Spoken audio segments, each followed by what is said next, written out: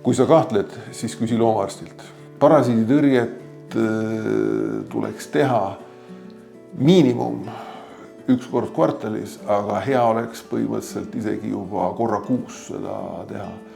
Sest tegelikkuses parasitaarne olukord meie ümber ei ole aegadega läinud mitte paremaks, aga on läinud kehvemaks.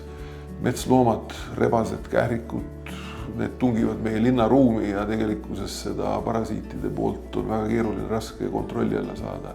Pluss üks asi veel, ehitatakse ja meisterdatakse linnaruumi neid väikseid koerte, mänguväljakuid ja parke, et põhimõtteliselt ka need on muutunud mõnes mõttes selliseks parasitaarseks pesaks, kus kindlasti see ülekanne toimub.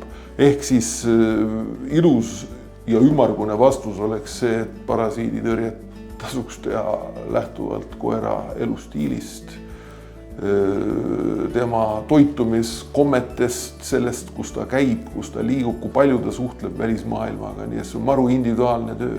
Kassidega on selline huvitav lugu, et tänapäeva kass elab ainult tubastes tingimustes. Lindu näeb ta läbi akna, hiirt enam ei püüa.